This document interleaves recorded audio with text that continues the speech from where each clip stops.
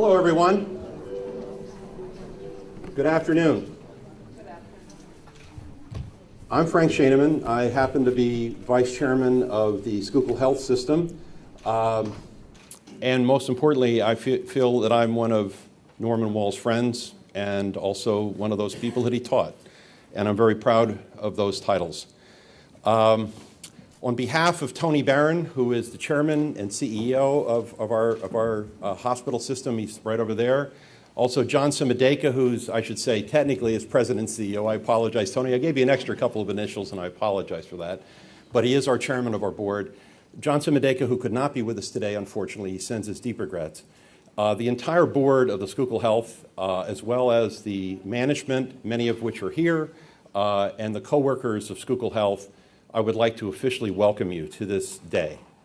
This day, right here in the Norman Wall Auditorium of the former Good Samaritan Hospital, which is now known as Schuylkill Medical Center East. Let me tell you that I talked to Harry, who's been working with me. He's kind of my co-chairman today, so I know the family's designated him to do today, and we've worked very closely together. We had dinner last night. We spent a lot of time on the phone and emails. Because this came together rather quickly. But you can see that people still remember and still know of Norman Wall here in Schuylkill County. But Harry and I talked about this, and I said that today is not a day of mourning. It can't be. When an amazing man like that touches a community like Norman touched this community, today's a day of celebration. Today's a day of thanks. And I know, I'm not sure if the rabbi is he in with us yet or not? Rabbi, hi. We haven't met yet, so we will momentarily. But as the rabbi and many in this room will tell you, these are the high holy days of the Jewish faith. And I can't think of anything better than to celebrate during that time the accomplishments of somebody on earth, somebody who meant so much to this community, who meant so much to the medical community at large throughout the world. Not bad. Not a bad thing at all. When you think, and some of you who know me know that I use strange analogies sometimes, but I think I get the point across. You know, when you think of great sporting venues, you cannot think of a list of great sporting venues in all of history and not somewhere put Yankee Stadium in the Bronx in New York City. Okay, where's he going with this when you're asking, okay? But when you think of Yankee Stadium, do you remember the nickname that it's always and will always be known as? Anybody want to try it? The house that Babe built. That's exactly right. Thanks for the help. I need all the help I can get. Folks, Babe Ruth came to Yankee Stadium. It was built. It already had the bricks and mortar. It was already done. Babe didn't know how to build. He didn't know how to design. He didn't even know how to manage. But Babe Ruth did something special. He put it on the map. Babe Ruth did something special. He gave it purpose, and he gave it meaning. He made it a place where people wanted to come and play baseball, and he made it a place where people wanted to come and be a part of baseball. Well, folks, you're in the building that Norman built. This is the place. Yes, it was here before. And those of you who grew up in this community, as I did, remember it wasn't necessarily the prettiest of hospitals. But Norm had a vision. And he was brought here by the sisters. It was just mentioned in the obituary, and I think it was amazing that this Jewish, what did he say? I love his quote. He said, this Jewish boy from Girardville was brought into Pottsville, the big city of Pottsville, to fix up the Catholic Medical Hospital. And you know what? He did a hell of a job.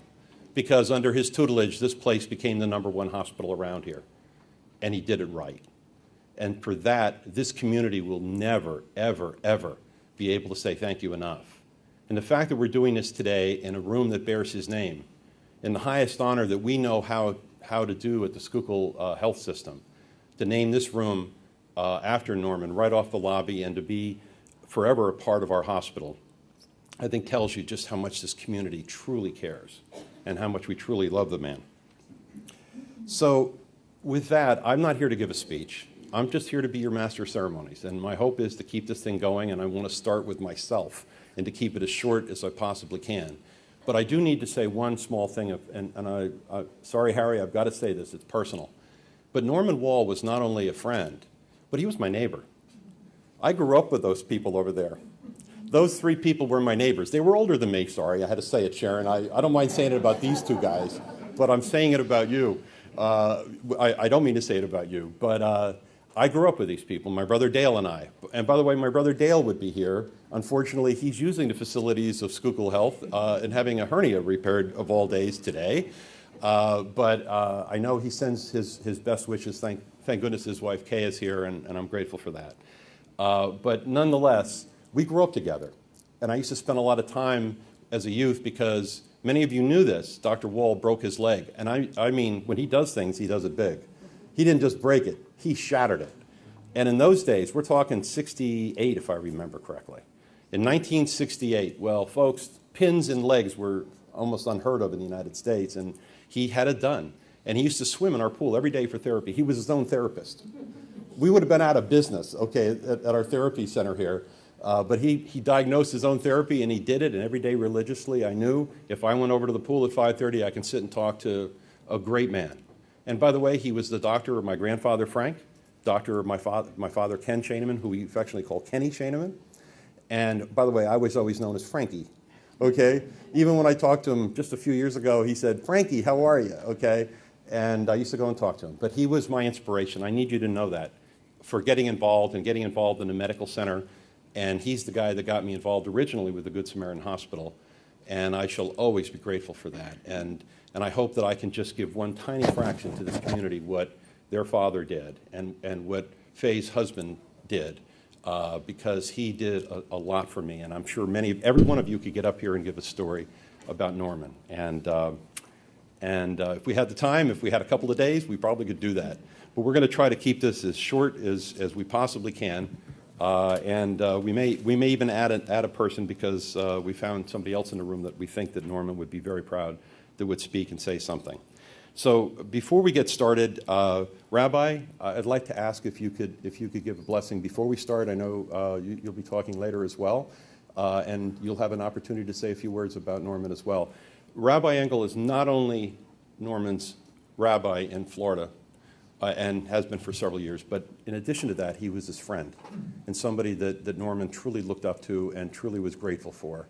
And we're just really grateful that he made the trek to Pottsville, Pennsylvania, which you've heard much about, Rabbi, okay, and that you are now, and Girardville. You had to hear a lot about Girardville as well. And up here we call it Girardville, okay? Yeah, it's just a local thing. But anyway, Rabbi, please. Just so you know, I'm from Philly too, so when I hear the accent, I start to get into my Philly. So I'd like to offer a prayer as we start, and I'm going to do something that's a little bit different than a traditional prayer, because Norman was so ecumenical. And I'll talk a little bit later about my relationship with him and that. But being a Jew in a Catholic hospital, as you said, there's a story that there's many Normanisms. And I'm not going to take away from what Mark's going to say, but Norman, when he came to the nuns, the sisters, and said, I hope it's not a problem that I'm Jewish. And they said, "Doctor, you take care of the medicine and we'll take care of the spirit." And it worked out wonderfully. So I'd like to share in honor, because Norman had a great sense of life and zest of life. I want to share something from Mother Teresa before we start, to make us think. And I think it's reflective of the way that Norman lived his life. Life is an opportunity, benefit from it. Life is beauty, admire it. Life is bliss, taste it. Life is a dream, realize it. Life is a challenge, meet it. Life is a duty, complete it. Life is a game, play it. Life is a promise, fulfill it. Life is sorrow, overcome it. Life is a song, sing it. Life is a struggle, accept it. Life is a tragedy, confront it. Life is an adventure, dare it. Life is luck, make it. Life is too precious, do not destroy it. Life is life, fight for it. As Norman lived his life in this way, I'll ask you just to, if your normal way of praying is to stand, or whatever your mode of prayer, to bow your heads, I invite you to do that. I'd like to offer just a very short prayer. O Heavenly Presence, who looks over all of us each and every day, in this place of healing and wholeness, how grateful are the opportunity to pay tribute to a wonderful physician and human being.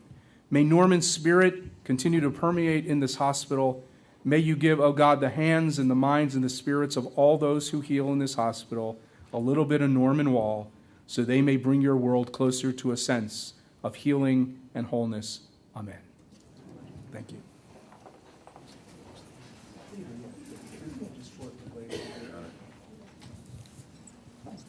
Rabbi, thank you. Perfect. That's all I can say is perfect. The next guy I've known literally all my life. He headed, much like his brother and sister, he headed to the Four Winds. In his case, he went to New York. Sharon went to Washington, and somehow Jay decided this hemisphere wasn't good enough. He went to the other one, to the old country, and he's over in Israel. But I've gotten to reacquaint myself with Harry, and he's a fine guy, as I know his brother and sister to be wonderful people as well.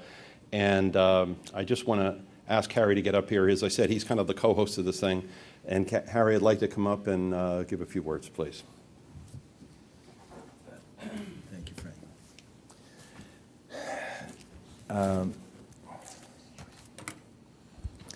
Thank you, Frank. I can't think of anyone my father would have enjoyed more emceeing this, and the phrase that you used, celebration, how true and how appropriate. And what you said about the hospital, it's not for me to say, but I've spent enough time here to agree with it. I'd like to thank the staff of the hospital for putting this together on short notice. And I understand there's people outside, and there's a spillover, and I can only express my gratitude on behalf of the family. And I'm here to speak on behalf, and I'm sorry I'm going to read some of this. This would not be Norman's way, but I'm not sure I could wing it otherwise. But I am here to speak on behalf of my brother Jay, my sister Sharon, and our children who are here, Tamar, Jay's daughter, and Nadav. And also his wife Faye, with whom he shared the last 2 decades a loving and caring relationship in Orlando, Florida. And you'll hear more about that from the Orlando people. A great man has passed from the world this week. I know I can't be objective, but it's true. Dad came into the world with very little, born in Girardville to immigrant parents who owned a dry goods store. He lived his life determined to make it a better place when he left, and he sure did. But he did so much more. He had character, he had vision, he had intelligence, he had passion, and he cast such a big imprint in so many ways, touching and inspiring countless people. And we, his children, were so proud to have him as our father, that we had him for so long and in such good shape, in mind and body, until his last day, was very fortunate. But it doesn't diminish the pain of his sudden loss. After all, at 99, he was still planning the Jewish New Year, the next books he would read, the next luncheon seminars he would organize with his friends in Orlando, the next medical journal. That's right. Until Tuesday, Dad was still practicing medicine. I'm not sure he had a license, but he was practicing. And I think this is one place I can say with some affirmation, he was the best doctor so many of us ever knew. And Dad filled many roles, often against the grain. The youngest of 9 children, he became the hub of a very unruly tribe, extended family.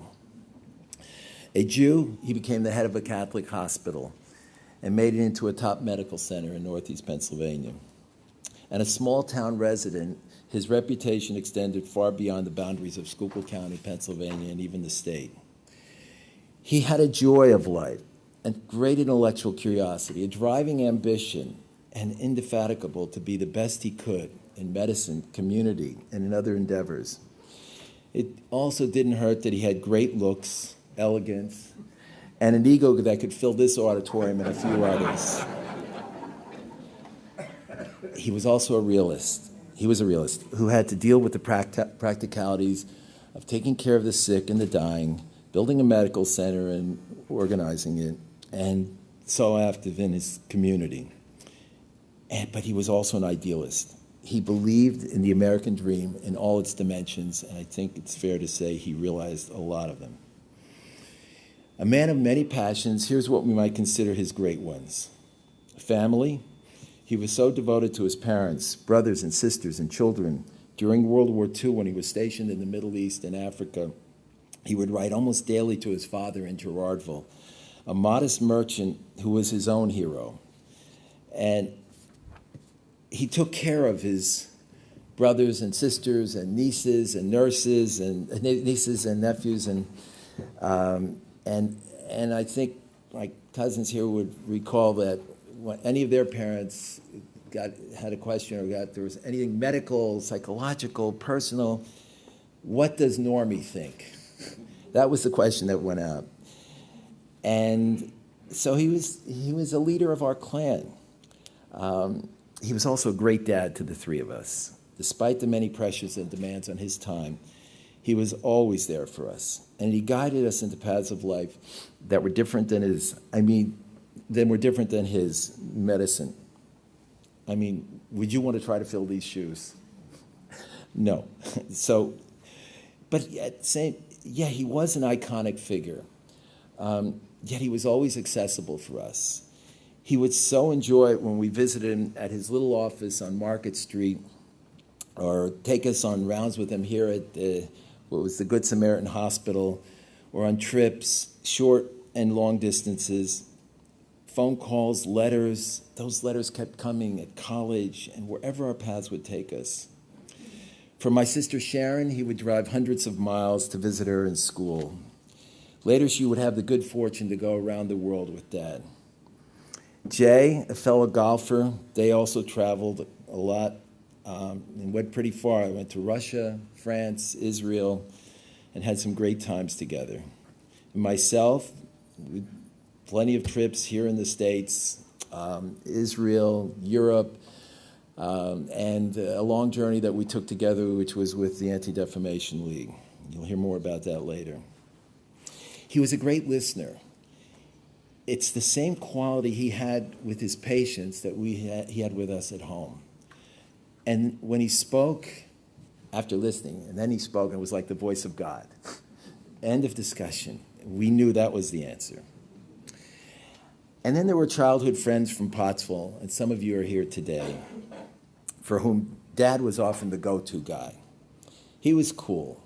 He was, kind of a wonderful life counselor, a wise man, also, not to mention they're often their family doctors, with a great sense of humor. And he was also on to us. He knew of what we were up to. And I'll give you just one example. There was a time when a bunch of us teenagers were hanging out in the house, and we're getting ready to go out and tap a keg somewhere. And Dad had seen too many young people winding up in the emergency room after having too much to drink. So one night he said, boys, rather than go out and get into trouble, which I know you will, I have this suggestion. You stay here. And he had this liquor and beer, and you stay here, and I'll let you have a couple of beers. But you have to stay, you're limited to, and you have to stay overnight.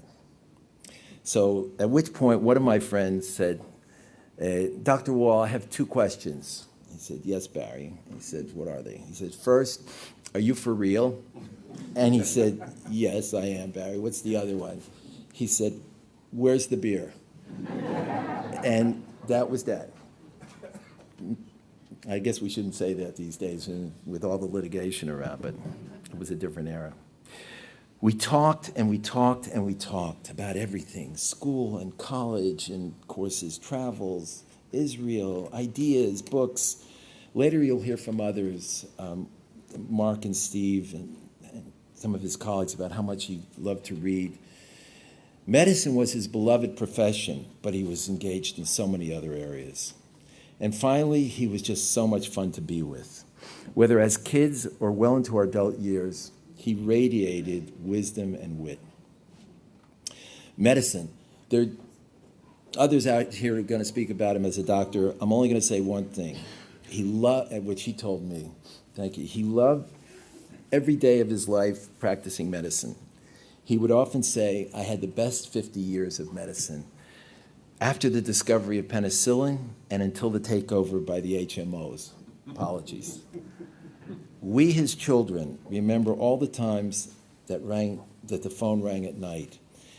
And off he would go with that little black bag, the kind you only see today in old movies. He cared so much about his patients. They weren't cases. They were people. They were his friends. They were his neighbors. They were his loved ones. And walking around in the Good Samaritan Hospital, and I hope I don't get in trouble for this, for saying this, because this was a Catholic hospital. It is no longer, I don't believe. But, and as Rabbi Engel said, very ecumenical man, but walk around this hospital, there's no doubt, it's a very religious place, and people, there were crucifixes on every room, and people prayed to Jesus. And I think they worshiped Norman Wall when he walked down his hall.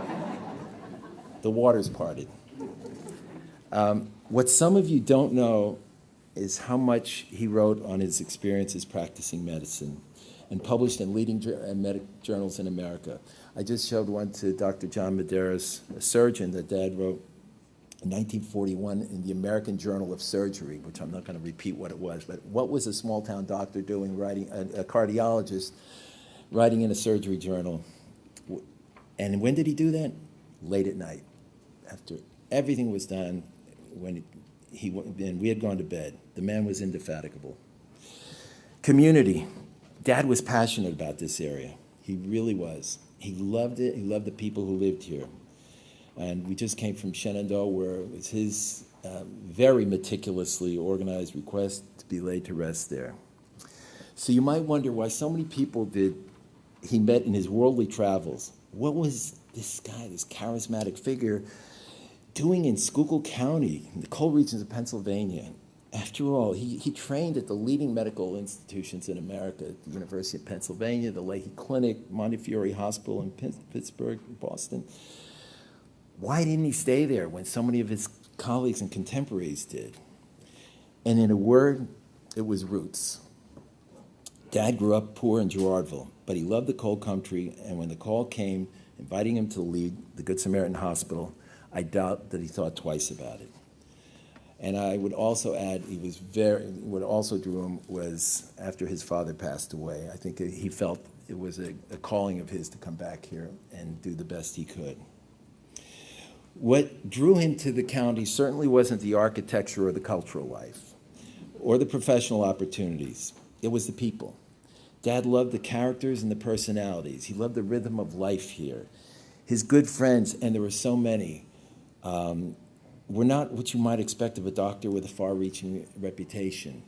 There were people from all walks of life, businesses, trades, professionals, a few gamblers.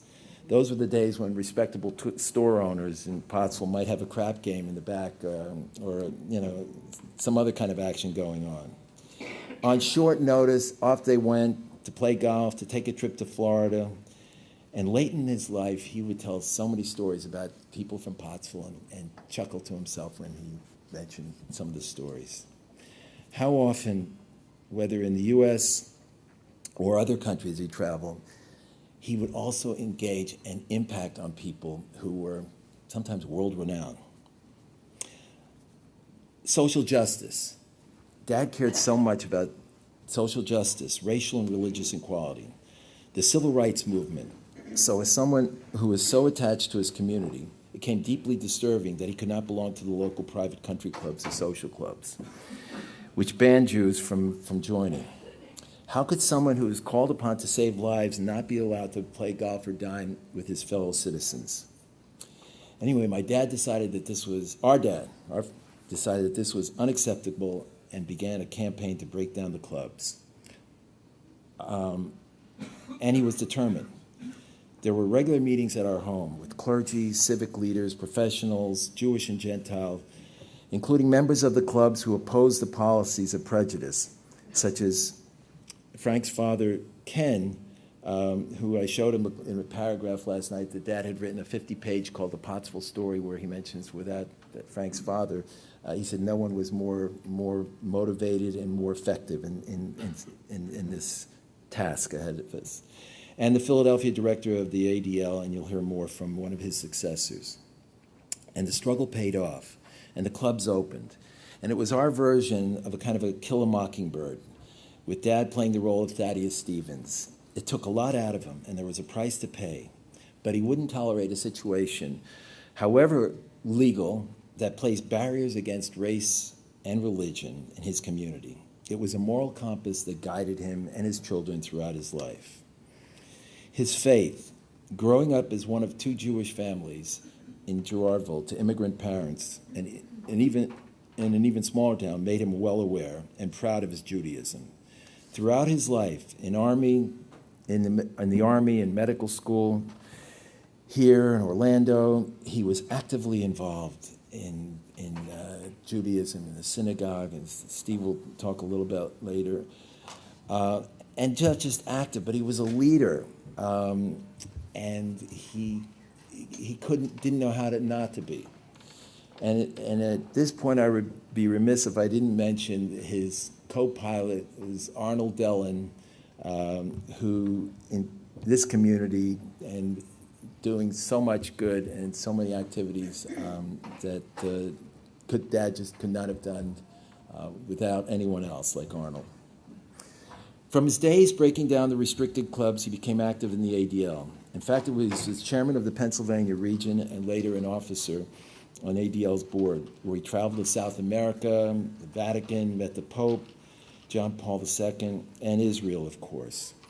He was committed to fighting anti-Semitism, but he was also fighting bigotry against all minorities. And he retained that lifelong activism until the day he died. Israel was integral to who he was and passed along to his children. Serving in Palestine during World War II when he was part of the U.S. Medical Corps that founded what later became Tel Shemer Sheba Hospital, the largest in Israel in the Middle East. That experience started a lifelong and deep connection with the state of Israel and its people. And when we were growing up, our libraries had books about American heroes, Abraham Lincoln, FDR, JFK. But also there were books about David Ben-Gurion, Moshe Dayan, and great Jewish figures, to mention Maimonides and Albert Einstein. That two of his children moved to Israel made him so proud. Jay, who's lived there for over 40 years and has three native-born daughters, Tamar, Yael, and Michal, and myself with two Israeli-born children, Alexander and Nadav. And even though my sister, she lived there briefly, but she was often there, married to an Israeli man. So that connection was very powerful. Okay, I'm wrapping it up. I think you're all wondering, and was asked this so many times, so doctor, what is the secret of life? How do you manage? How do you keep looking so good well into your 90s? And those of you who we'll hear Mark later on, but those of you who haven't seen my father in 20 years would be quite amazed what he was like until his last days. All right, he never liked that question. He didn't want to give it. He didn't want to talk about his age. But I'm the bearer of I hold the secret ingredients and what they were to stay so vibrant, so youthful. There wasn't any one single answer, but here's what I would notice. One, keep active. He was never bored. He was always engaged, physically, intellectually, every which way. Two, take a nap every single day. The day before he died, there was this article in the Wall Street Journal about the therapy of naps, and I sent him a note, and he sent it back to me, and I got it, and he said, better a good 1 hour sleep than a night of tossing and turning. 3, manage stress, never let the little things, or even some of the big ones, bother him. 4, he watched his diet. Now, the lunch crowd from Orlando had a different experience, and you'll hear. But from where I was, for much of his life, lunch was a tuna or a salmon salad every day, faithfully at his office or when he came home. And lastly, as Rabbi Ankel mentioned, there was Scotch whiskey, and There wasn't a day since he retired. I want to be fair about it. This did not take place while he was practicing every day. Every weekend, yes, every holiday. There wasn't a day that he didn't have, the Shevis. It was a ritual after he woke up and have what he considered two, I'd say 1.5. And I would say, Dad, I think we ought to reach out to the people who own Shevis now and put out a special edition, the longevity edition. They should be paying you by this point. Others will speak about his last 20 years when he lived in Orlando and where he found such happiness with Faye and his adopted community there. Those people didn't know Norman Wall, who was a towering figure here. But even though he left his practice behind, he didn't leave his personality and who he was. And he was, till the very end, a charismatic, intelligent, dynamic personality. And he continued to be a leader until the end. He gave us so much opportunity, time, which was so precious, given his long and full days. At 99, he left this world too soon. No more the almost daily conversations with Sharon, Jay, and myself, and every night and day with Faye, sitting around the table, sharing thoughts and experiences. No more the letters and the emails. Jay taught him how to use voice-activated emails, and wow, did he take off on that. No more the book recommendations and his latest discoveries. We who remember him will continue to be inspired by him, to love and remember him as he was, and to carry his legacy throughout our lives. Dad, we miss you so much, and we love you forever. May your memory be blessed. Thank you. I hope I didn't take yours, Frank. No. Now we got it. I was flipping these over. That's yours. Yep, Okay. it's okay. And this is mine. Beautiful. Thanks. I don't know who wants to follow that one. It's not going to be easy. Harry, that's very touching. Thank you. John Medeiros was former chairman of surgery at the and president of the medical staff here at Good Samaritan Hospital, and obviously now Schuylkill Health East. He retired in 1993. He's now living in North Carolina, and to say the least, he was very inspired by and worked very closely with Norman Wall. Dr. Medeiros, would you please come up and say a few words?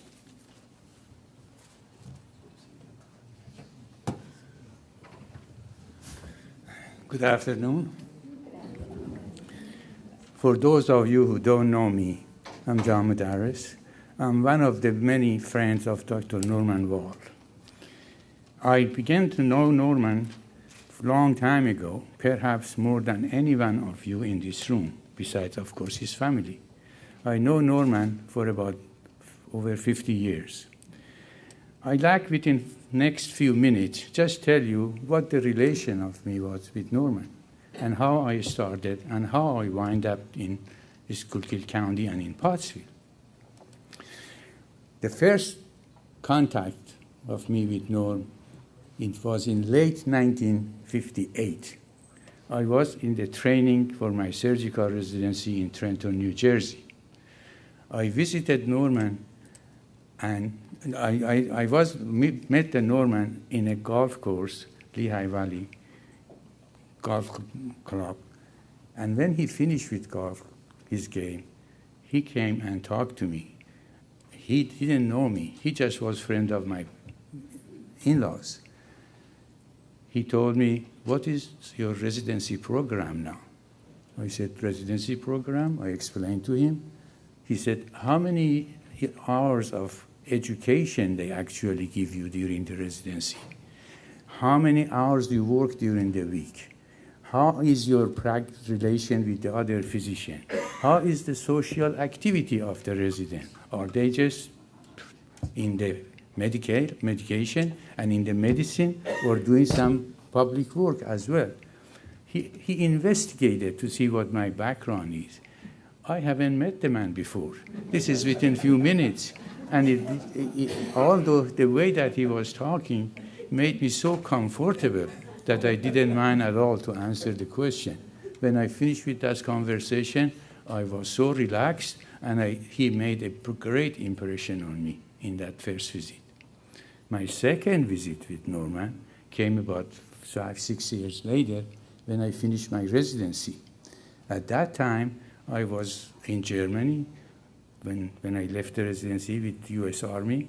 Upon returning, I was within my in-laws that were very friendly with Norman.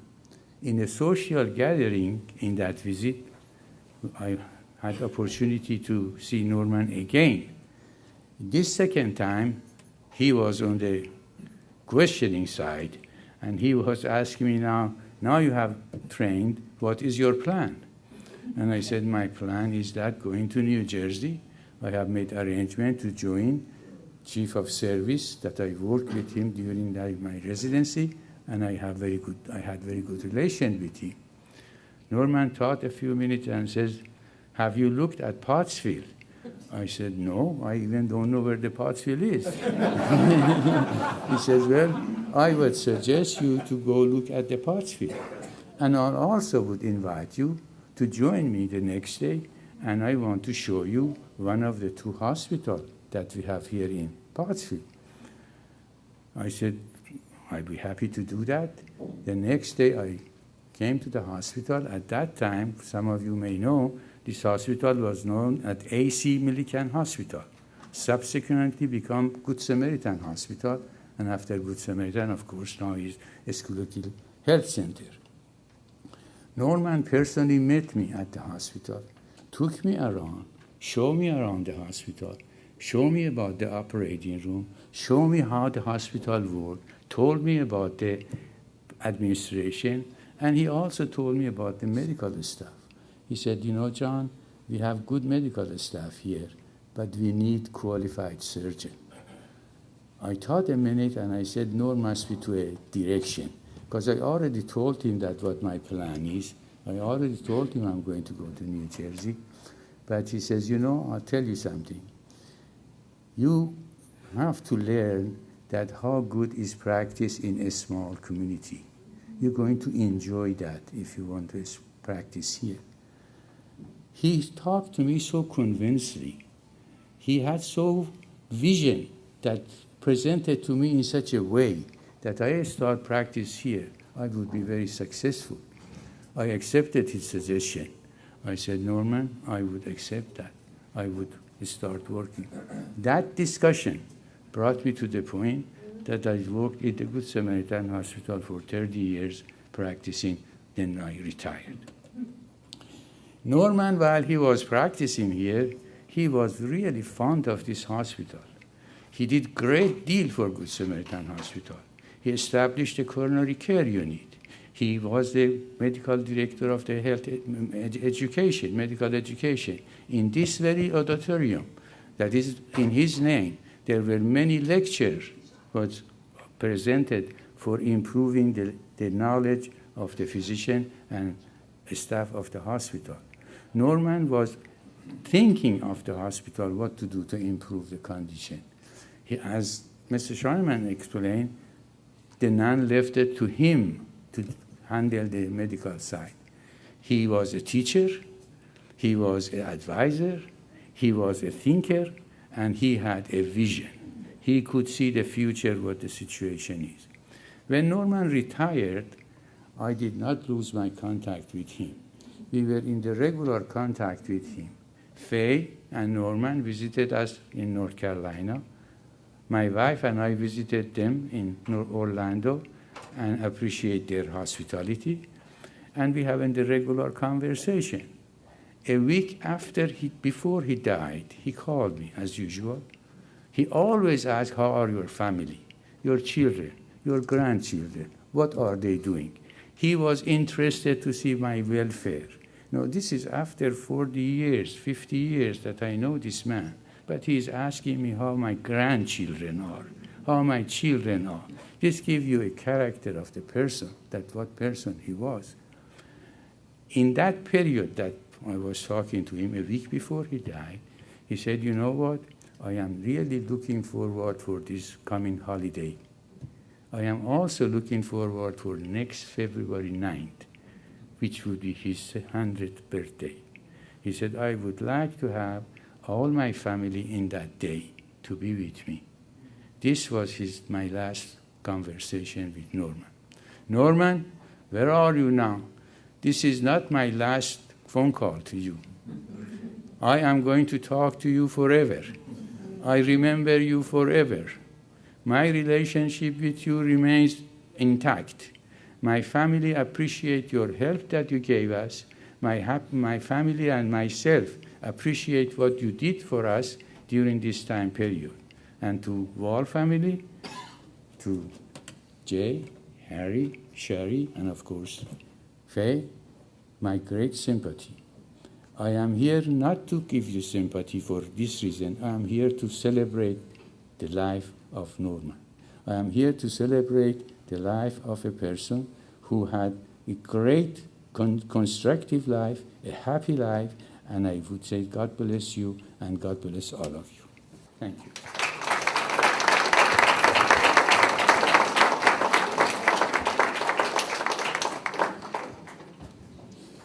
Wow. Dr. Jack Greenberg is a retired professor of neurology at Drexel University School of Medicine, consulting neurologist at the Good Samaritan Hospital right here from 1968 to 1990. He's now in Philadelphia, and he was a great friend of Norman Wall's. And it's nice I knew to. your father. Did you really? I did. It's nice to see you, sir. Thanks for being here. Well, in 1968, a neurosurgical colleague asked me if I would do him a favor. He had a friend who was an internist in Pottsville, Pennsylvania, who asked him to send up a neurologist to see a consultation. It turns out that the gentleman was admitted to the Good Sam Hospital with a neurologic illness, and this internist wanted some help. I reluctantly said yes, even when I found out it was 95 miles from Philadelphia. But the neurosurgeon promised me that I would not be sorry to meet this internist.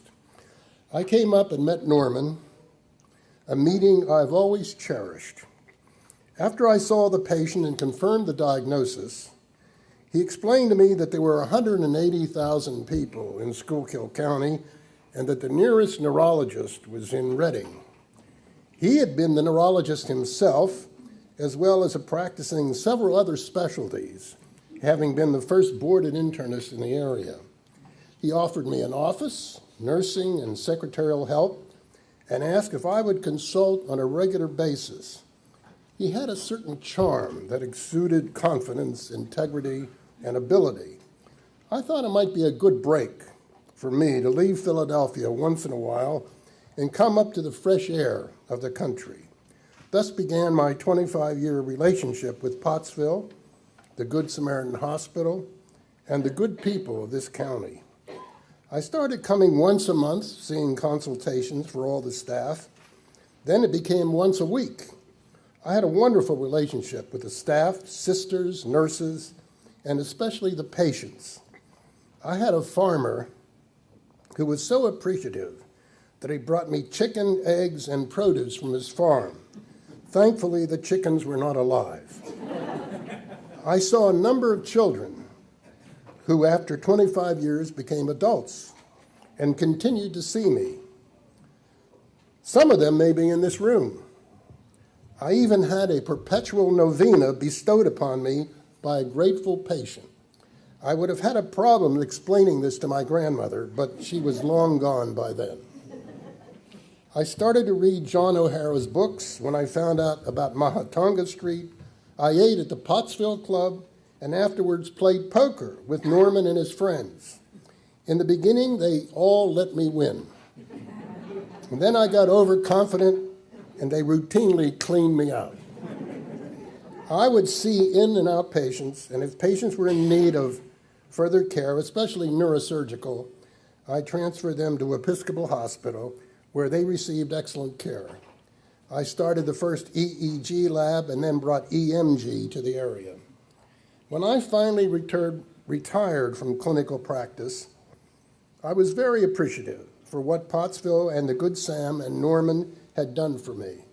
I wanted to pay them back by finding an outstanding neurologist to take my place. I'm proud to have brought Dr. John Cholick here, where he lives and works today and fits the bill. Over the years, Norman and I would speak on the phone, where he was never shy in expressing his opinion about the world, politics, and especially medicine. He would order me to read a book he had just finished, and I usually did, and enjoyed most of them, not all. I'm very sorry to have come today to say goodbye to a dear friend and colleague, mentor, and an inspiration. I admired his intellect, his courage, and forthrightness in everything he did. He always thought of the patient first and never stopped reading and thinking about the problems of the day. Norman, I promise I will continue reading all the books you ordered me to read. To Faye, Harry, Jay, Sharon, all his grandchildren and great-grandchildren, I say it was a privilege to have known him. These words reflect only faintly the affection and admiration in which he is held.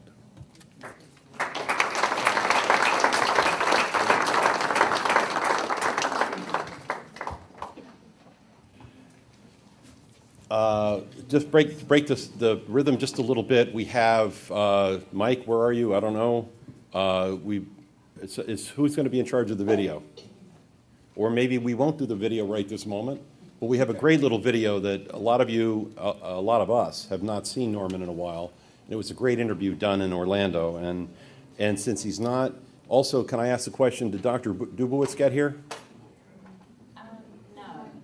Mike, are you going to run the video? You ready to go? Okay, let's roll that fabulous footage, as they say. He didn't know it at the time, but in 1943, a U.S. Army medical officer planted a seed that would grow to save thousands of lives. Captain Norman Wall's unit had been ordered to move on and abandon their small medical field station in Palestine. Wall realized the enemy would pounce the moment they left, so on his own accord, he used his Army Jeep to smuggle medical supplies and every piece of life-saving equipment he could to help the Israeli Medical Corps take over the unit.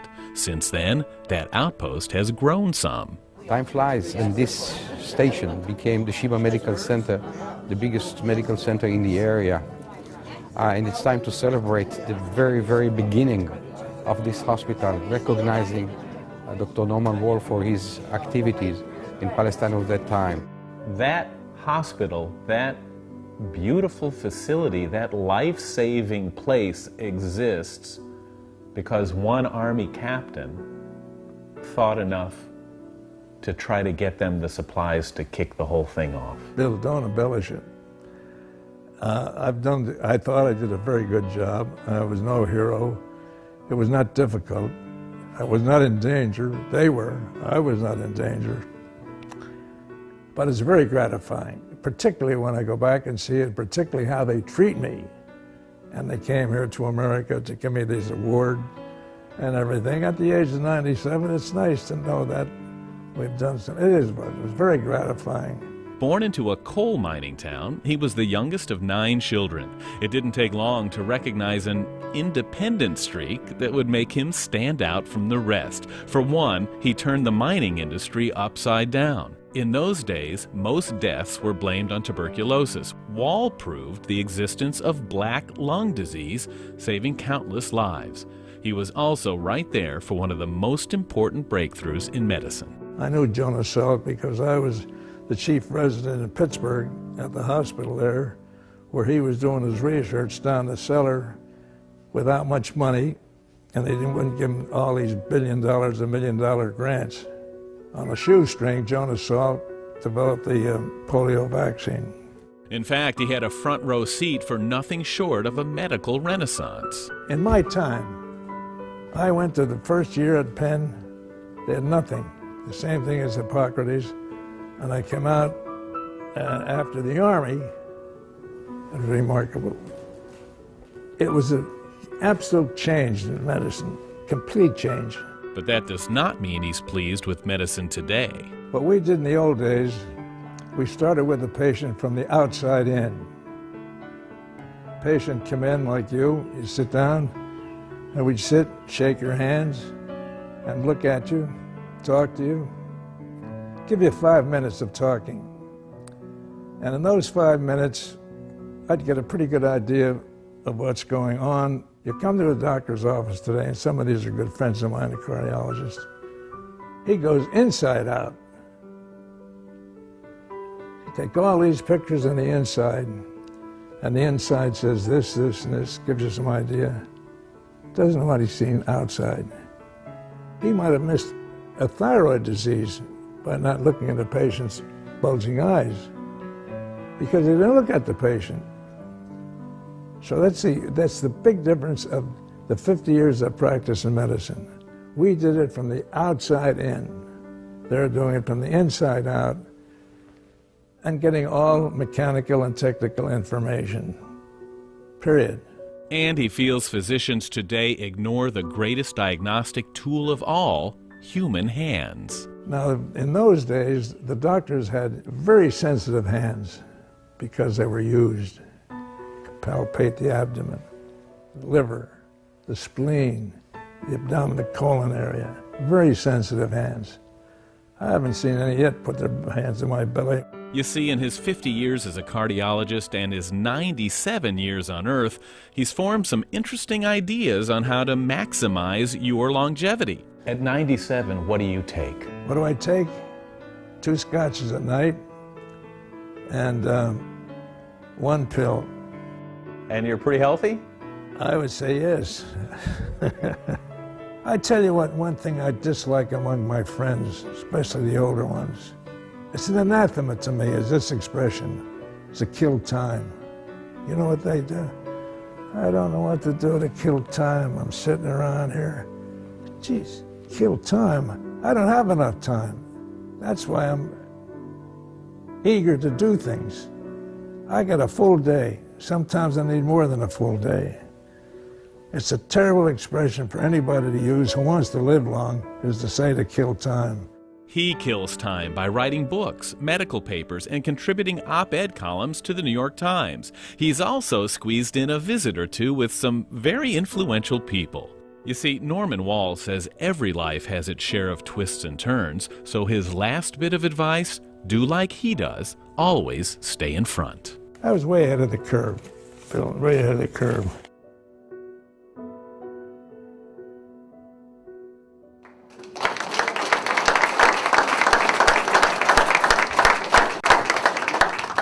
There's a gentleman I've met through my work with Arnold Dellin and Norman Wall, and for some reason they sucked this Lutheran into their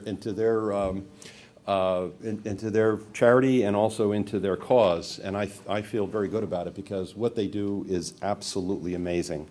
I know it was near and dear to Norman's heart. He certainly was involved deeply as my good friend. He indoctrinated me into that as well, and I'm really glad, as of course Arnold and Dolores Dellin did as well.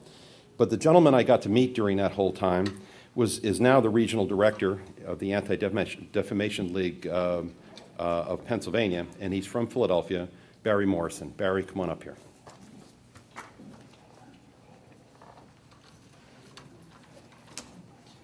How are you, my friend? It's good to see you again.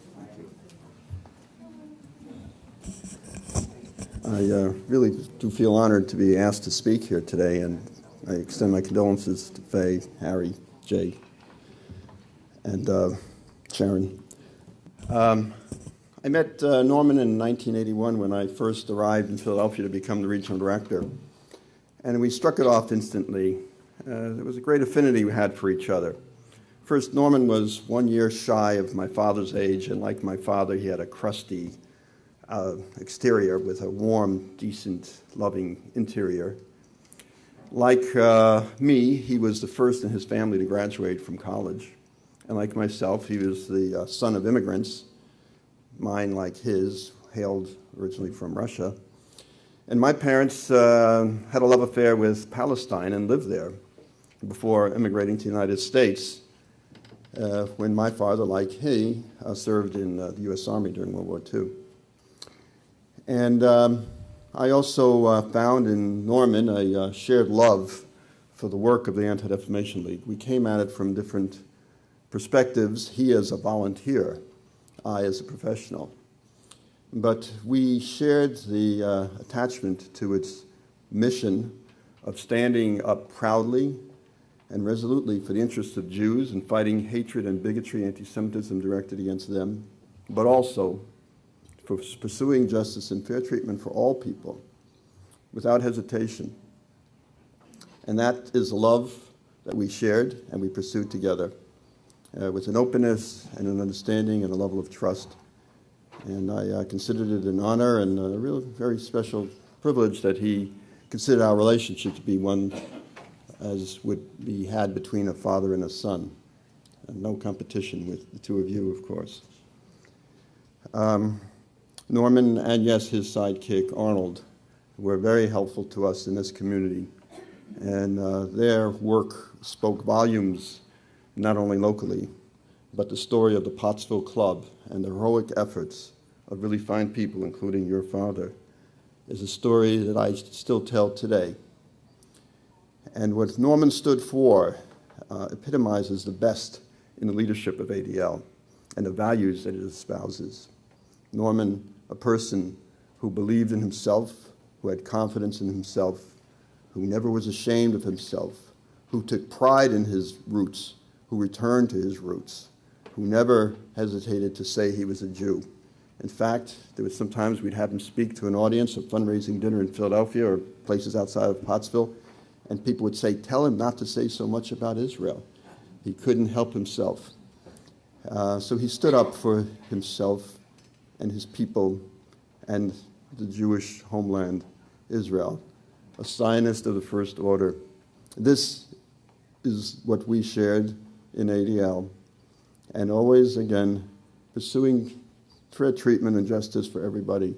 I would call him, and he would always take the call, busy as he was, to discuss an issue and to talk as partners, as collaborators, and to determine philosophies and determined approaches that would work, that would be successful. And the relationship was one of lay and professional, a partnership, but it went well beyond that, and it was a very personal relationship. And Norman and I would communicate not as often as some of you would with him, but certainly we stayed in touch. And his time in Florida, and I hadn't seen him in 20 years or so, 18 years, I believe he's been away. But I've seen pictures, and he certainly sounded very robust on the phone. And here I was working out in the morning at the gym and saying, I'm going up to Shenandoah this morning for a funeral, and the guy died swimming, I understand, and that's the way to go. That's something I aspire to do, to die working out, robust, healthy. And yes, forgot about that. It'll take me a while to catch up with Norman. Anyway, there's much more that others have to say, and I want to respect your time. So let me just close by reading a message from our National Director, Abraham Foxman. I am here not only to represent myself and this region, I'm here to represent my colleagues, and there are a couple of them in the audience, and our lay leaders from all around the country, many of whom have had the privilege to know Norman over many decades. So these are words from Abraham Foxman, National Director of the Anti-Defamation League. I will always remember Norman Wolfe first and foremost as a vibrant and energetic Zionist and an American patriot. He never had a problem squaring his love for Israel and for America, and he carried that commitment wherever he went. He had a zest for life, and he was not bashful about making his views known. But he also had a wonderful winning way about him, and he made friends from all walks of life. For many decades, Norman embodied the spirit and the substance of our mission. From his days in Pottsville and the service to his community as a busy and dedicated family physician, he always made time for his synagogue, his commitment to the Anti-Defamation League and to Israel and to the Jewish people. He held our banner high, and he shared our goals and mission with his many friends and neighbors. Then, when he became active with ADL on the national level, he traveled the globe with us to provide support to Jewish communities in need or distress wherever they may be, participating in our missions and our national meetings. Norman was always there for us and always stayed committed to our dual mission to stop the defamation of the Jewish people and to secure justice for all. In honor of our 100th anniversary this year, we created an annual an ADL Centennial Campaign Award to recognize those individuals who have given of themselves to the cause of ADL over the past century. I am so proud that we bestowed a Centennial Champion Award on Norman this spring, and he was so proud, and he was able to receive it and tell us how much it meant to him. I know how much it meant to ADL to include Norman on our roster of those very special people whom we love, admire, and respect. I will miss his smile, his charm, and his gusto. All those who knew and admired Norman are the richer for having known him. May he rest in peace. Thank you.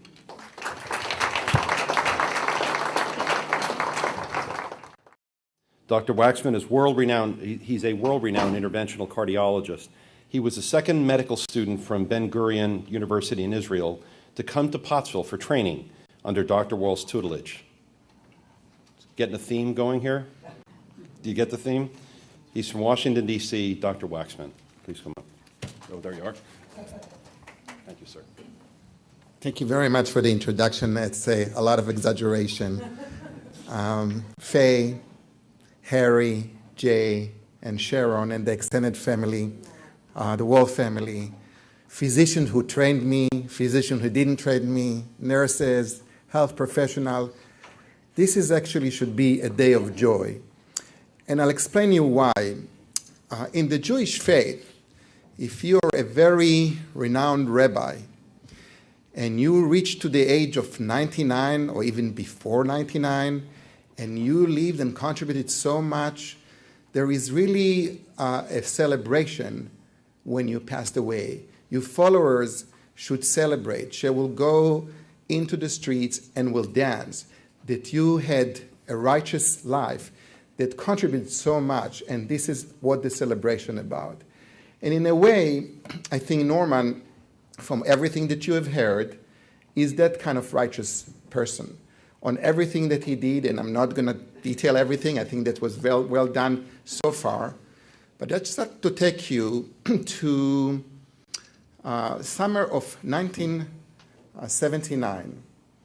I actually was introduced to this program that you just heard about by Harry Wall, who at that time was taking a position at the Ben Gurion University in the Negev, in charge of public relations, promoting the university, helped to raise some money. And he told me, you know, my dad has a very unique program in the US. Would you be interested to spend the summer with him? I was that time in medical school in the midst of my training. I says, well, what can be wrong? I mean, going to the US. He says, yeah, but this is not New York. It's not Miami. It's any of those cities that you know. It's in a remote place that you probably have never heard about it. He says, what's the name? Pottsville. I says, really? I'll give it a try. So how do you get there? Well, we'll give you the directions. You have to go to New York first. Then you go to Port Authority. Then you take a bus that will bring you to a diner. I think it's West Costville. Some of you know. That's the best way to get there. And there at the diner, someone will wait for you and bring you to Dr. Wall's office. And indeed, that was the case. It was a summer day. I have never been outside of New York anywhere in my entire, even though I was born in Pittsburgh, I was brought to Israel when I was 2 years of age. So this actually was my first opportunity to see things outside of New York. And I think it was Phoebe Hall who brought me, she greeted me there and she says, Dr. Wall is anxious to see you. I says, so am I. And she drove me to the office, and from that day, I think my career has been take a turn completely different of whatever I thought that I will do in any time of my training and learning. Because not only that this program introduced me to the medicine in the US, it really taught me the skills of being a physician that can diagnose with the look at your eyes, with palpation, using the stethoscope, without need to look at X-ray or any of the other fancy modalities that we have today. And this is a unique skills that Norman was not only had it, but he was willing to share and to teach to give you all those skills that you can take them home when you come back. Now, I must tell you a short story from my stay here that while he put me in a lot of rotation, including with Dr. Medeiros, who's here, and Dr. Ravitz and others that are probably not here, and Dr. Dubovitz, one of the interesting experiences was to go to do some house calls. Now, he would not go to that house call with me. He would send me with a nurse. So I told him, Norman, I'm a fourth-year medical school in Israel, which is the European system, so it's 4 out of 6. What do I know? I'm going there. He says, you have something that none of us have. What is that I have? You tell them you are from the Holy Land. That's 50% cure. But through this stay, I learned the community. I fell in love in the community. And guess what? Every year since then, when I was in the US, Pottsville was on the map. There was a different driver that would take me from West Costville, but that was the place that I always would come and visit, and we remained in contact since then for nearly 20 years. I mean, it's more now than 20 years. But the program actually was continued for nearly 20 years. I think there are about 20 medical students. Some of them are head of departments. Some of them are cardiologists like myself. Some of them are urologists. All the profession, they all came here. Many of them stayed with Norman and Naomi with a great hospitality in their home. I would say he treated me like his son. He always used to say later on, Ronnie, you're my surrogate sons because none of my sons actually picked medicine and you continue in touch with me. So I said, well, that's an honor for me to be in that position. I would say one other thing. Norman, as you heard, was proud to be a Jew. He never hid this. And for me, that meant a lot because I thought that it is important that you recognize what is your religion and stand for it. And now as we're going to the new year, and these 10 days between Rosh Hashanah and Yom Kippur are very important because this is where we believe that we're going to be subscribed to live or to die. So when I'm thinking about Norman passing away like a few days before Rosh Hashanah, and this actually was determined based on our religion nearly a year ago, I can see that even God recognized his importance and let him to live through almost the entire year so he could feel the entire year even though his faith was to, his destination was to leave us this year. But he's not leaving us. His legacy will continue. And when every time something closes, something opens. And in May, we announced in Florida about the new fellowship program with the Sheba Medical Center, which he was helped to form and to establish. And he was, while he was in the U.S. service in Israel. And we established a fellowship carrying his name. It's called the Norman Wall Fellowship. The first fellow actually was identified. I was on the phone with him on Friday, and I told him, this is not the fellow that came to the program, but we nominate him because you're so patienceless. You'd like to see it now. He is the first Israeli that's going to be in the program. But as I was driving here today, we actually have the first fellow that is going to come starting July this year. They sent me all his resume, and he's going to be for the first 2 years carrying the Norman Wall Fellowship. So with all that, I think that we should remember Norman Wall will stay with us forever with his legacy. Thank you very much for the opportunity.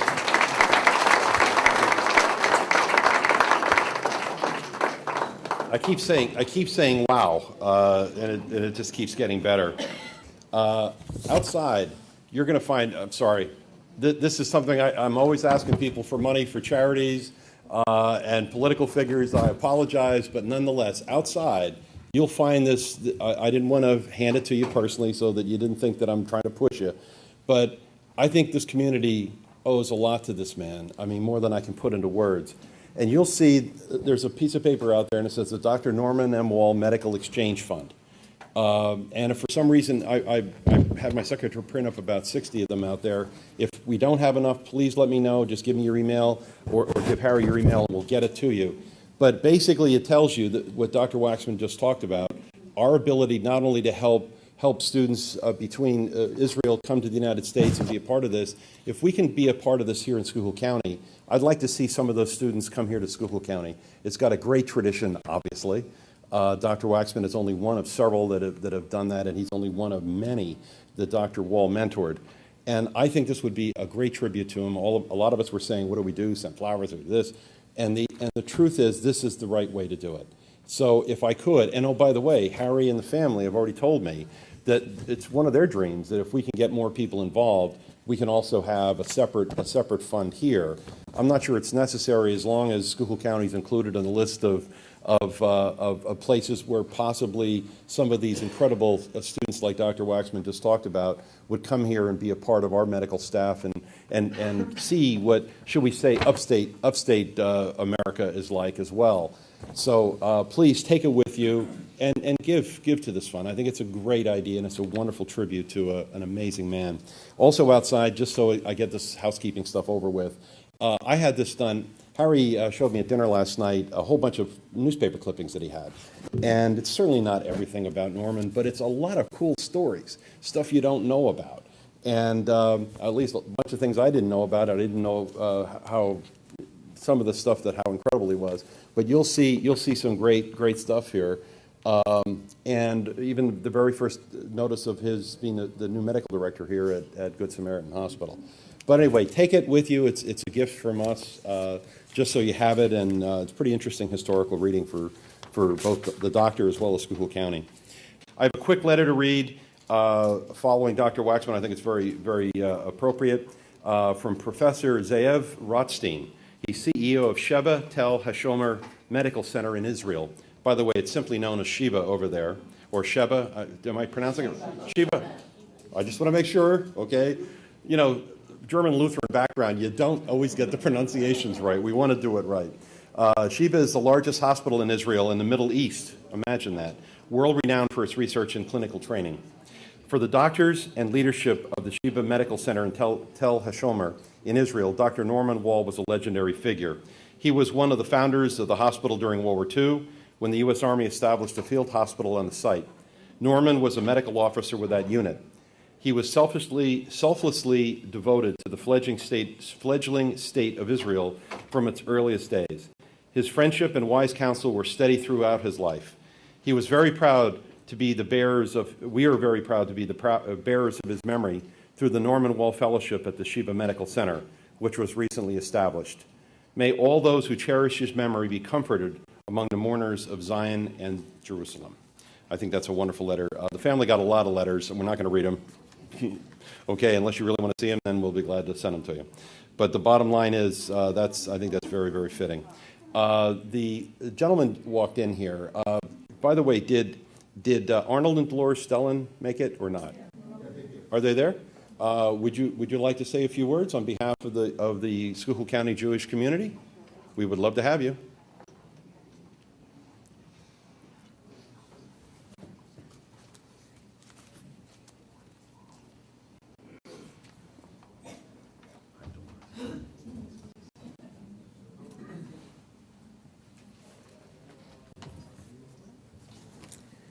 I'm reading this for my husband. Unfortunately, I've become his eyes. I always was vocal, but now I'm his eyes. I'm quoting him. He wrote this last night. Norman and I both belong to ADL and B'nai B'rith. During that relationship, he invited me to play cards with him. That night, I realized that I was out of my league financially. I stopped playing cards and just went to kibbutz, eat the food, and drink the scotch. He wanted the best medical treatment for the Good Samaritan Hospital. I often traveled with him when he interviewed new docs. It didn't take long for him to size somebody up.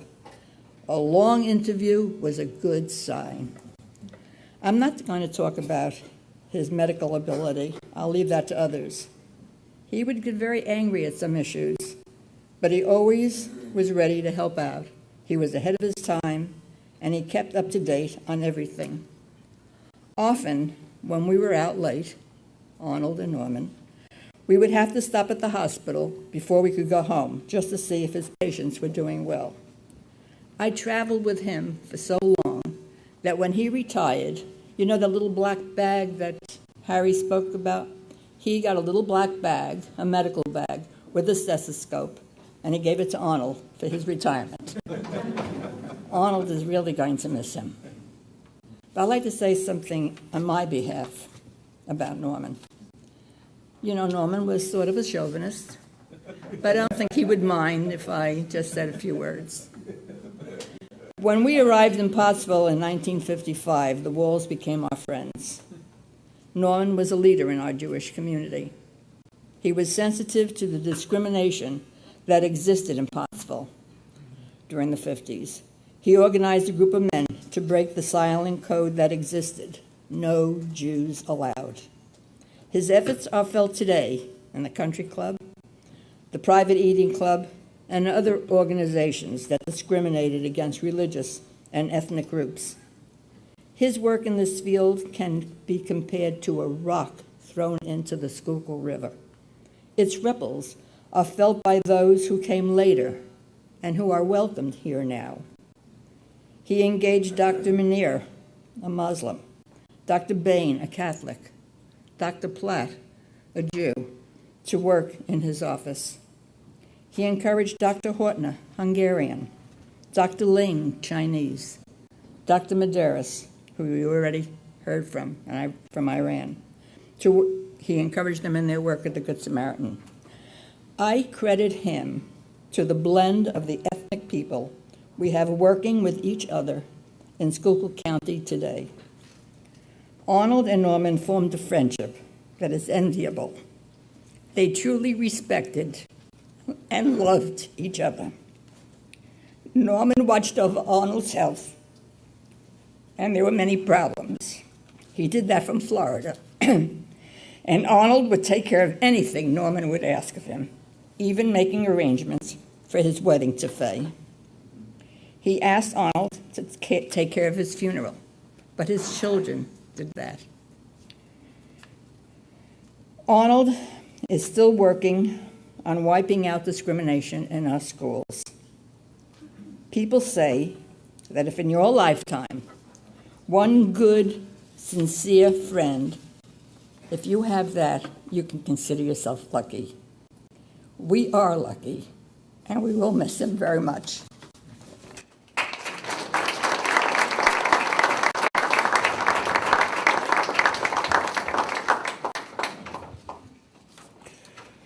Next gentleman I'm going to introduce you to is, ironically, a fellow native of Girardville. He was a friend of Dr. Wall, and he just happens to be the gentleman who can officially welcome all of you to the city of Pottsville, because he happens to also be our mayor, Mayor John Riley. Come on up here.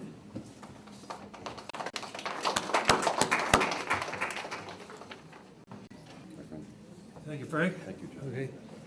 Good afternoon, everyone, and welcome back to so many former residents of the city of Pottsville to pay tribute to a great man. I have to tell you a brief story. My mother was from Girardville, and she was, maybe 12 years older than Dr. Wall. We still have to, my mother said, you always call him doctor, you can't call him Norman. So my brother, who was a Maryknoll priest, was serving over in Japan, and contracted some sort of gastric problems, and they wanted to operate on him over there. And my mother, being a very stubborn Irish lady, contacted the Maryknoll fathers up in Austin, New York, and said, I want him to come home to see Dr. Wall. And he was scheduled for an operation in Tokyo.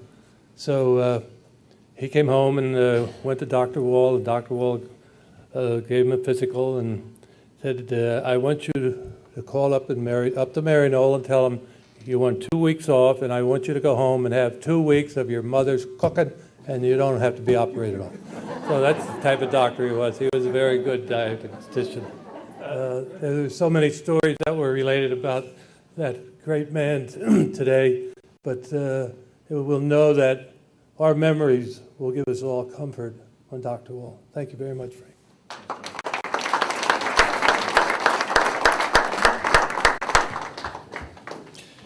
A gentleman arrived here, and I guess he gets the distance award.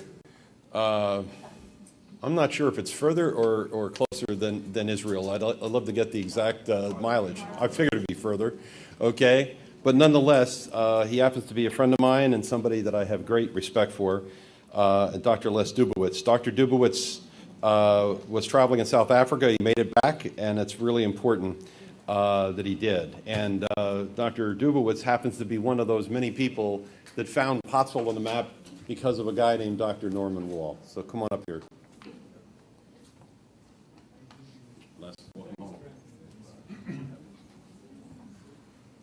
Well, thanks for the introduction, Frank. Little did I realize in 1977, after a 3-minute interview with Dr. Wall, that I would still be in Pottsville in 2013. And not only that, but that I would have a friendship with Dr. Wall, which was unequaled in my entire life. And I would say that every bit of American life that I've enjoyed has been in some way stimulated by Norman Wall.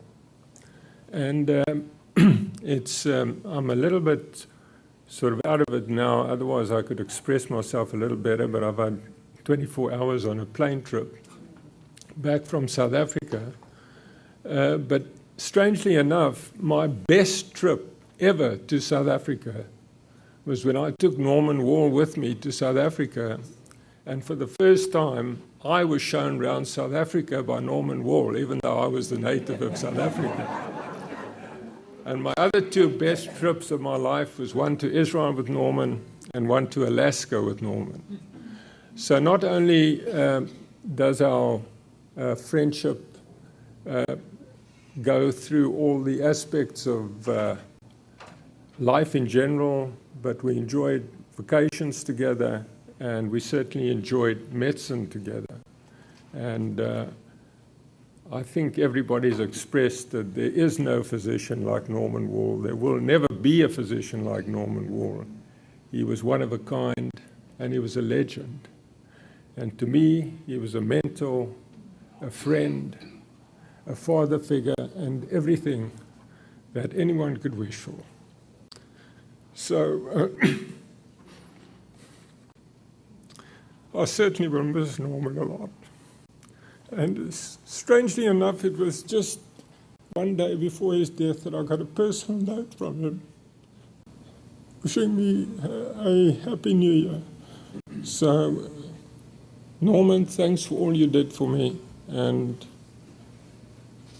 I say goodbye with a very sore heart. Thank you.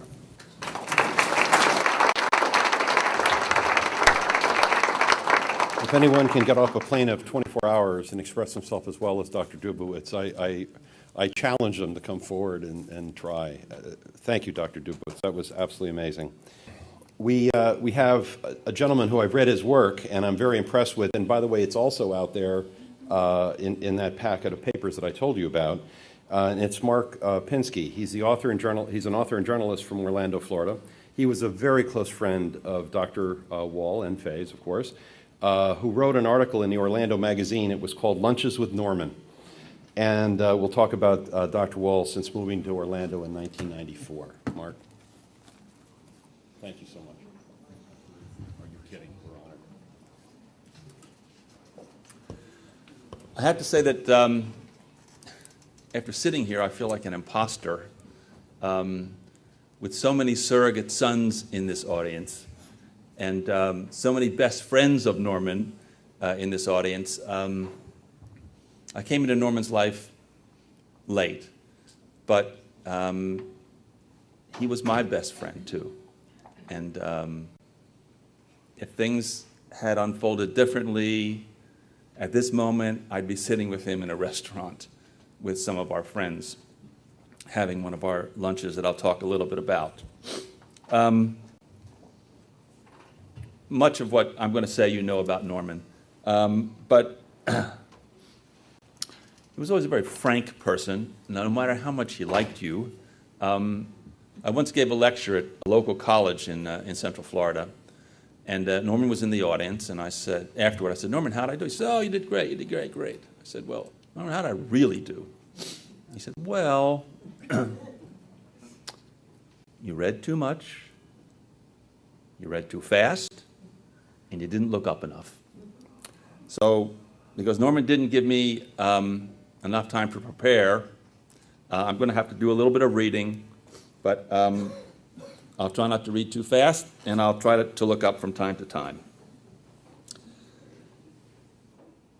And the eulogy that I prepared is called My Norman, Our Norman, Leaving Too Early at 99.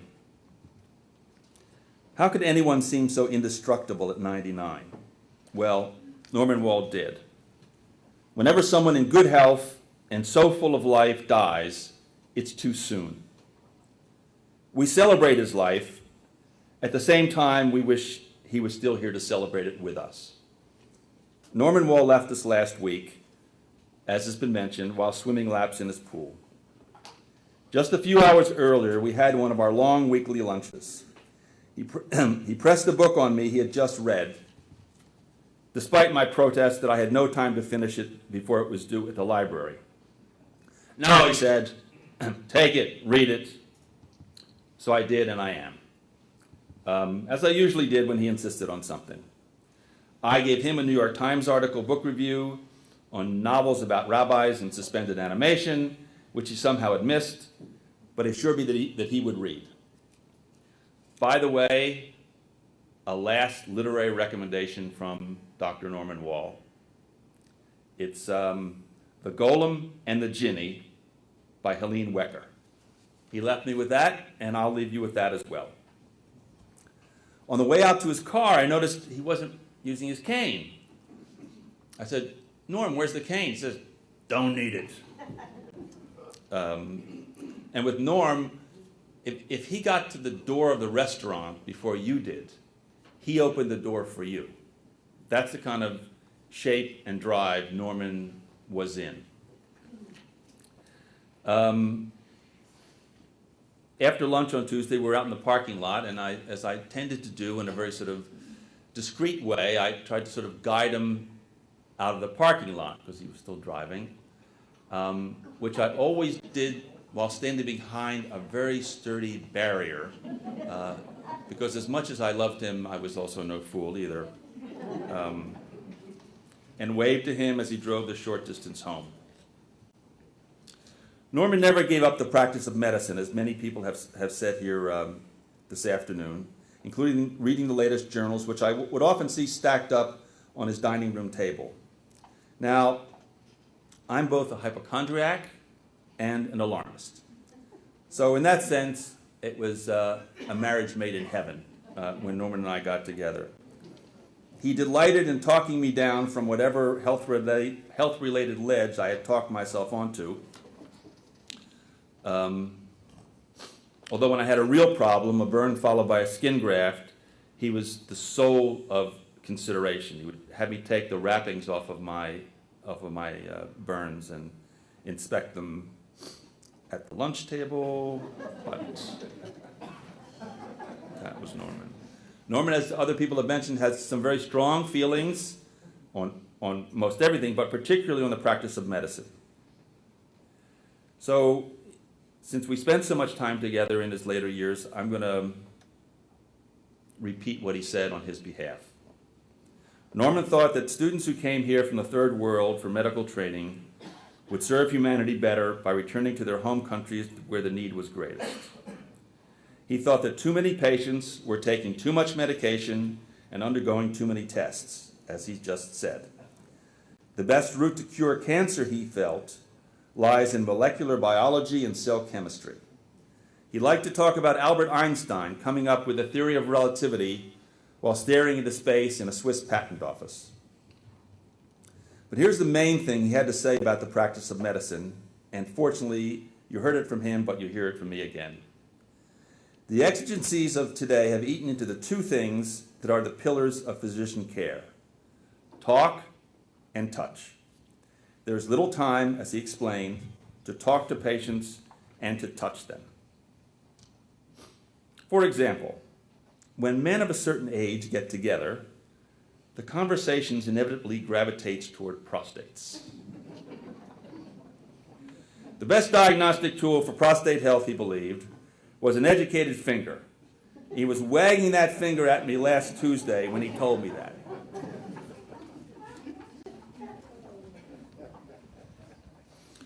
Around this time of the year, 6 or 7 years ago, just outside our main sanctuary after a high holiday service, Rabbi Stephen Engel called to me over the heads of a big crowd of others after the service that there was a guy standing near me I should meet, Norman Wall.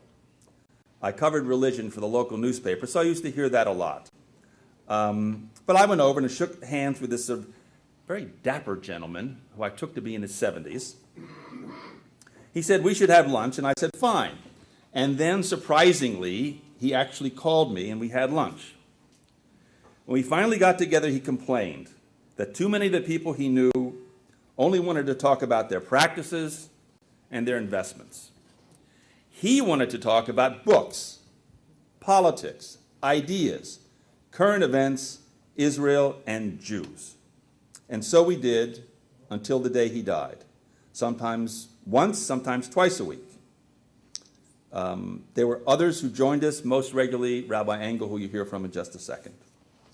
The lunches were a kind of floating intellectual crap game, although there were some highly technical sessions on advances in technology.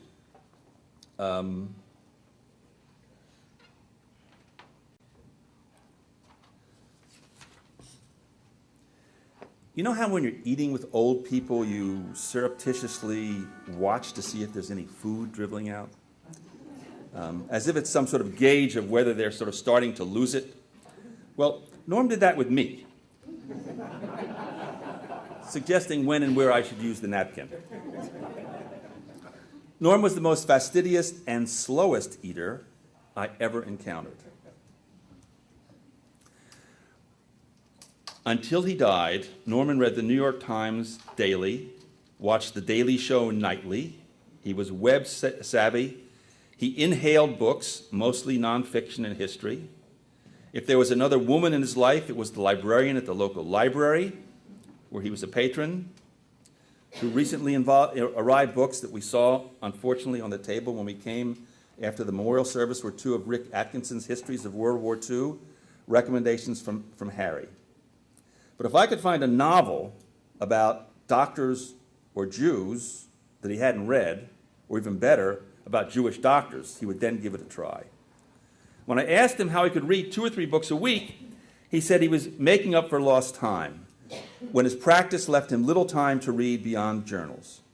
His heroes, unsurprisingly, were the medieval physician-philosopher Maimonides and Albert Einstein.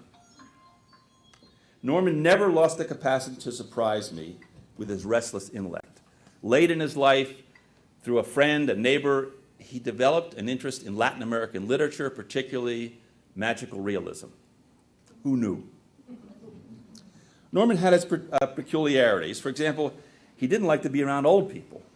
And I'll steal an anecdote that Steve has been using. Steve recommended that he attend our synagogue seniors group one time. So Norman came, and he was by far the oldest person there by perhaps decades. And Steve went out into the hallway, and about 20 minutes later saw Norman heading out the door. And Steve said, what's the matter? He said, I don't want to be around old people. In the past few years, I was concerned that I might be aging out of his range. But fortunately, he never said anything. Another great thing about Norm, for guys like me in our 60s, was that we always seemed young when we were with him. Although a man of fixed opinions, Norman could also seem to be of two minds, almost contradictory opinions on subjects. He liked that people knew him because of his age, but he didn't want that to be the main thing about him in Central Florida, where people in the beginning didn't know anything about who he was here. So I learned not to mention it to people we met or encountered. That guy, he would complain, the first thing he tells people is that I'm 99. Although a successful cardiologist himself, Norman thought that too many doctors went into specialties rather than primary care, and that they earned too much money. He also used to make fun of people who sought after what we in the Jewish faith call covet or honors, and yet he had a little weakness, or maybe not such a little weakness for himself. He had a wall in his office lined with plaques, trophies, and photos. And he loved it when our local Jewish group called Kinneret named him one of 8 over 80 people of distinction. But he was most proud when he stood on our congregational pulpit with Dr. Ronnie Waxman announcing the Cardiology Fellowship in his name for gifted Israeli medical students from Sheba Hospital. In the last few weeks, as has been mentioned, we were planning strategy for this fund that he really wanted to go ahead. And I'll zip to the end here. If you didn't want to hear the truth, it would be best not to ask Norm's opinion. And Norman could hold a grudge. Try 80 years.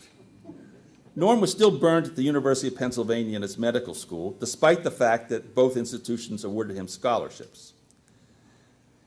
The anti-Semitism he encountered there for the first time in his life never ceased to rankle him. He used to say that he grew up in Girardville with 2 Jewish families, and until he was 18 years old, he didn't know what anti-Semitism went until he went to the University of Pennsylvania. Now, Norm being Norm, this was unfinished business for him. And so he decided to write a letter to the president of the University of Pennsylvania earlier this year. I said, Norm, are you sure you want to do that? It's, a long time has passed now. In fact, by this time, the president was now both a woman and a Jew. He said, no, I want to do this. So I said, okay, fine, Norm. If you'd like, I'll have a look at it before you send it. He said, all right. So we toned it down a little bit. And then he sent it, and he said, well, I'll never hear from her. And I said, Norm, I think you might. And then about 2 weeks later, he was joining, I think, Steve and I at lunch, and I see he's walking up with an envelope in his hand. And I know what this envelope has in it. I just know. And sure enough, it was a lovely, gracious letter of apology from the president of the University of Pennsylvania for things that had gone on. And so as Harry said so eloquently, too soon to go, even at 99. Maybe especially at 99. Still, as I've learned things that I didn't know about Norman in the 7 years we knew each other, it was a life well lived. Would any of us want such a life? Of course. Farewell, old friend. Thank you very much.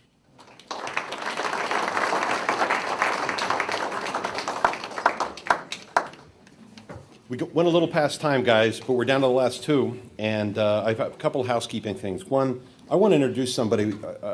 He wasn't on the agenda, but I just want him to acknowledge everybody, and hopefully you go over and shake his hand if he's still here. A gentleman who grew up was born and grew up in Minersville, Pennsylvania. And it's funny because I'm following the University of Pennsylvania thing with, by the way, a person from the University of Pennsylvania. I just thought you'd find it interesting. Happens to be professor of medicine, senior vice president, and chief medical officer of the University of Pennsylvania from Minersville, Pennsylvania, and I think that's pretty impressive. Patrick Brennan, where are you, my friend? There you are. Stand up, seriously. This is a native of Schuylkill. We all truly appreciate you being here. Thank you, sir.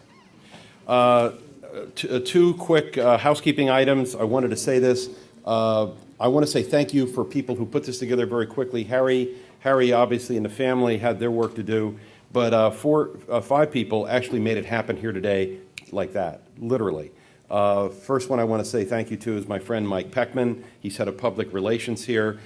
Diane Doyne, who happens to be the executive assistant to Mr. Simadeka. I think she's probably outside, but she's been here making sure everybody's okay. Rick Blakesley happens to be head of facilities management. Ruth Shue, who's the head of food, nutrition, and housekeeping. And Mary Bardell, who's the auxiliary liaison of Schuylkill Health, and I appreciate that. Based on that, yes, let's give him a round of applause. Thank you. Based on that, I want to say that refreshments are going to be served right out here in the sunroom of the main lobby, and there's some food out there thanks to Schuylkill Health. And number two, the parking gate is up. You do not need change or tokens to get out of the garage, just to make sure you knew that. Yeah, I know that deserves a round of applause too, and that's very important. And I'm sure I'm going to forget something, but let's quick two things and very important things as well. We started with the family and the rabbi, and we're going to end with the family and the rabbi, and I think that's a very fitting thing. A young lady who I just met, who's the daughter of a friend that I've known for pretty much all my life, and that's Jay. His daughter and Norman's granddaughter is Tamara Richardson. Come on up here and say a few words for that generation of the family.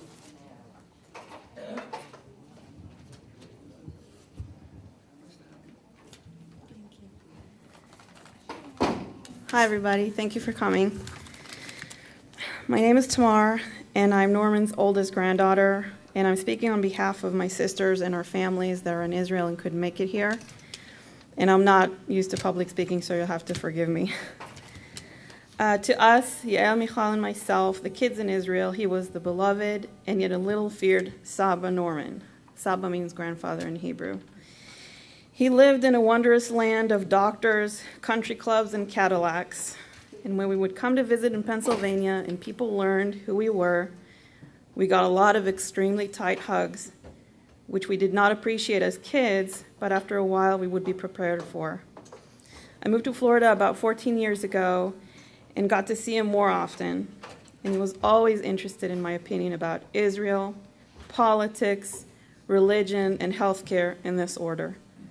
And he would tell me how right and insightful my observations were, even though he probably discussed these issues in depth with his lunch group. And may I add, he had a busier social life than I ever had. At the same time, he would marvel at my kids' little antics and eating habits. And if he heard that they were sick, I would get a phone call and then an email and then a follow-up phone call to make sure everything was all right. He always had a kind word and a joke. He would always tell me, remember, this is not Kfar Saba. If I did something very Israeli, like showing up unannounced at the door or walk around barefoot, Saba, I really don't believe I will ever know anyone quite like you ever again. You have made such an impact on this world and on my world. Saba, we love you and miss you so very much. I promise you will live through us and through our children forever. Thank you.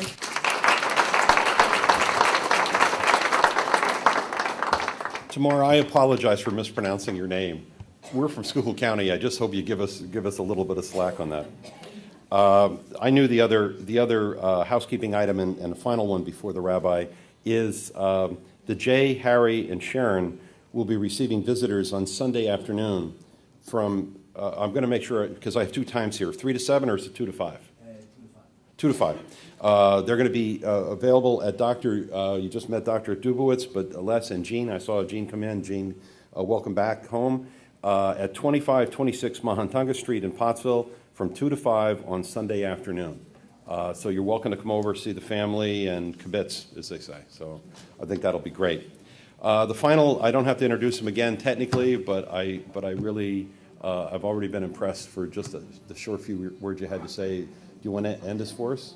Rabbi, come on up here. Thank you. And short words, I promise. Clergy people are accused of speaking for a long time. So I want to come here representing really my congregation of about 2,000 members in my congregation, and believe it or not, all the residents of Central Florida. There's about 2.5 million. Why I say that is because Norman created a second life in a way. After he moved here some 18 years ago, he came to Central Florida and he recreated his life again. No one knew who he was.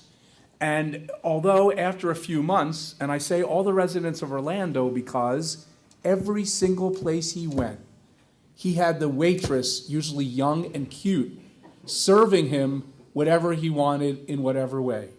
He had the librarian, a young woman, also very attractive, nice, getting any book that he ever wanted in the library for nothing. So what I'd like to say to kind of wrap this up and bring it all together is really, on behalf of all of the residents of Central Florida and my congregation, I want to say thank you to those of you who are here. Because this is where Norman began his life and his career. This is where he raised his family. This is where he learned the trade of medicine that was so different.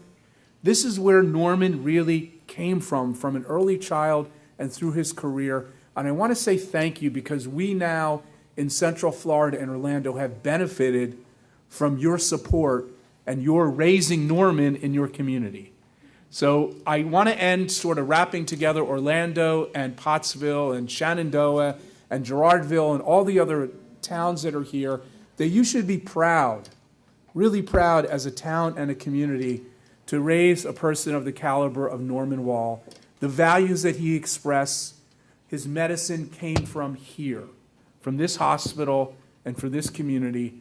And for the last 18 years, we in Orlando and Central Florida have benefited from it. So we thank you so much from the bottom of our hearts. And as we said, look at that man. Keep that picture in your mind. He is bigger than life.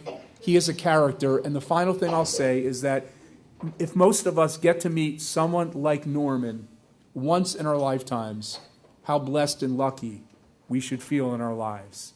And I hope you do. Thank you.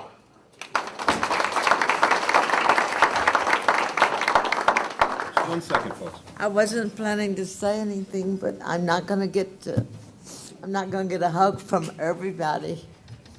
But I'll expect to come back and get it sometime. So don't forget you owe me a hug. The only reason I'm leaving is Norman's dog is waiting.